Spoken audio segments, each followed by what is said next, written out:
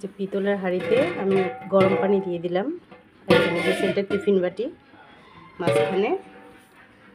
আর এখন আমি দিয়ে দিব উপরে গোটা মিষ্টি কুমড়া। গোটা মিষ্টি কুমড়ার ভিতরে আছে রান্না করা মুরগির মাংস।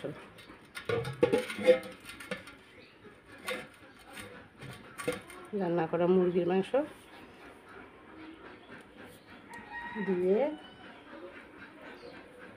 এই যে ঢাকনাটা আমি দিয়ে দেব।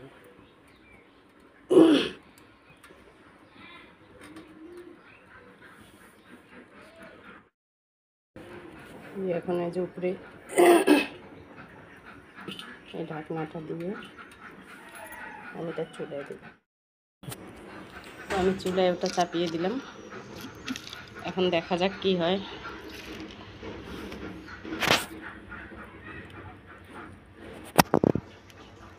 কুমড়াটা সিদ্ধ হওয়া পর্যন্ত আমি অপেক্ষা করব।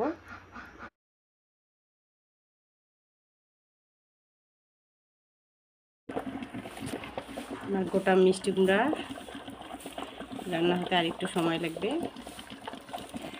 ভালো করে সিদ্ধ হয়নি। সিদ্ধ হয়েছে,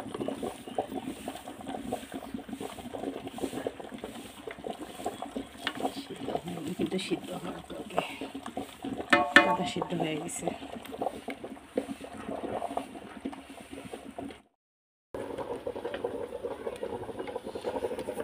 কুমড়ার ভিতরে মুরগির মাংস রান্না হয়ে গেছে। তো আমি এই যে আমার ছোট বাবুর জন্য একটু তুলে নিব। দেখি মাংসটার কি অবস্থায় তো হয়ে গেছে। মাংস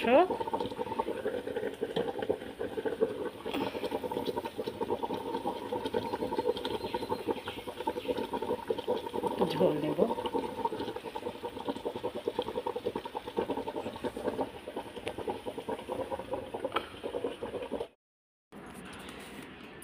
বিসমিল্লাহ। দেখি আমার মিষ্টি কুমড়ার কি অবস্থা। ও মা, কি স্পাইসি হয়ে গেছে গো। এখন আমি এটা কড়াইতে ঢালবো।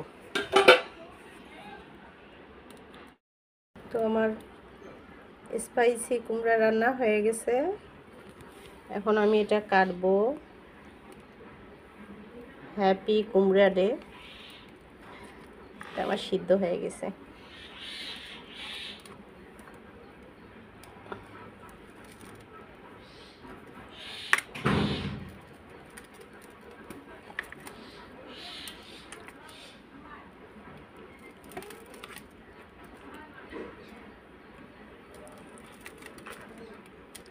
এভাবে আপনারা গরুর মাংস রান্না করতে পারেন এই কুমড়ার ভিতরে দিয়ে। আমি মুরগি রান্না করছি।